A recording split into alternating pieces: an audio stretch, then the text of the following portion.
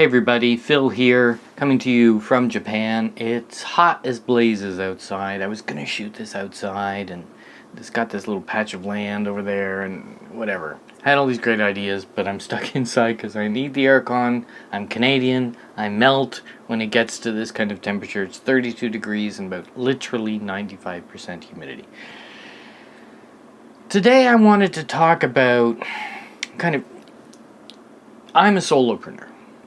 I'm a tech solopreneur. A lot of you out there, you want to start your own thing and do your own thing. And I just wanted to go over 3 simple points that are probably stopping you from being successful or stopping you from really getting to where you need to get to and getting you going. That's the other thing. So I wanted to just ask you some questions. And the first is, why do you even want to start your own business?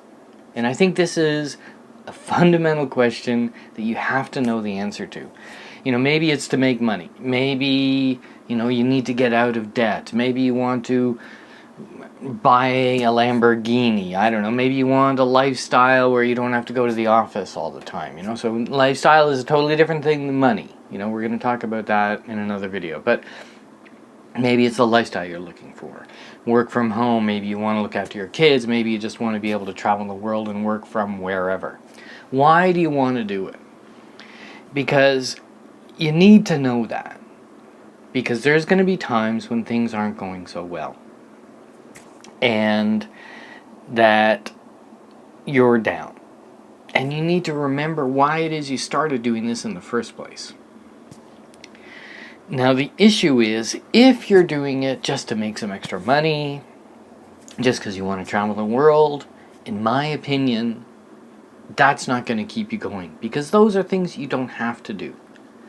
And as Tony Robbins has said, we'll do a lot more to avoid pain than we will to get pleasure.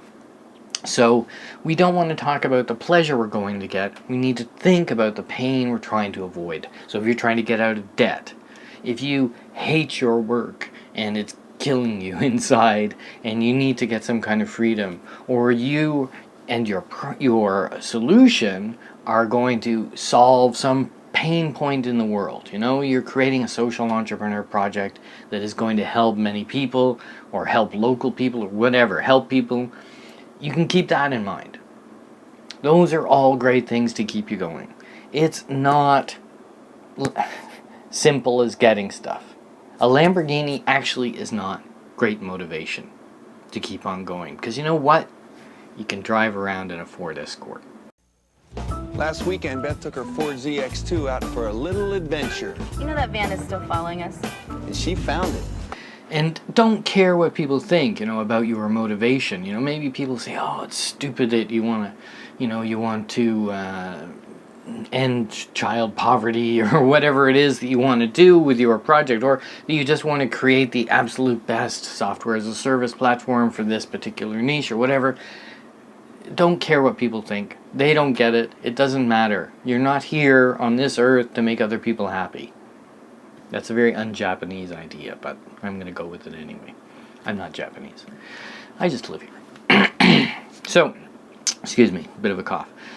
Let's look at the second thing. So the first thing is, why are you doing this to yourself? The second thing is, understand the business you're going into. There's so much information out there. So if you're going to go into selling on Amazon, my God, there's a lot of information out there about selling on Amazon. Be well versed in every step of the way. If you're going to write software as a service, be well versed in the platform, the idea of spinning things up on the cloud, all these architectural things, all these marketing things, how these people use these products. You need to know everything about this thing that you're going into, that you're banking your life on. And like, for example, let's say you're going to sell on Amazon. You need to know how to do product research, how to create a product listing, how to contact suppliers and successfully get a good deal and order those products and get them sent to Amazon, how to do a proper launch, how to do advertising, how to scale your business. You need to know all of this stuff. And that's just the thing about selling on Amazon. So no. And if you don't have a plan, you're going to fail. I mean, that's the only thing that not having a plan is going to guarantee. So have a plan. Look at all the resources. There's so much stuff on YouTube, for instance, about all of these things. And go into that. And finally, make sure you can last those times when you're not making money. My latest venture, Zonmaster, which is now going great and making, pretty good money in my opinion. 2 years, zero. Literally zero. Actually, it was negative because I had to pay to keep the servers going and I was doing a little bit of advertising. So that thing took 2 years before it started to make money, and then poof, okay, great. I made a lot of money. I'm making a lot of money. But I had to be able to get through those 2 years without giving up. And it's not just a rah, I can do it. I had to have the finances. So, I had other contracts, I had other businesses, so that were keeping the money going in. So you're also going to need a certain amount of money to get things going. Like I said, I was paying for servers. If you're selling on Amazon, you're going to need a certain amount of money to buy the products from Amazon.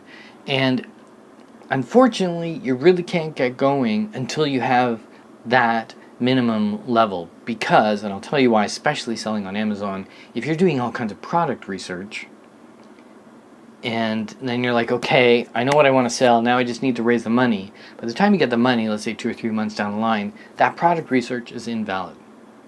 Because things will have changed, competitors will have come in. So it's the same thing. Now, something like software as a service, you don't need a lot of money to spin up. You can spin up on like a $20 a month server, and you just have to write it and start advertising. But you have to have a plan that if you start getting customers, are you going to have enough money to create the infrastructure and support them? So don't be underestimating the financial or whatever resources you need to actually get your business going.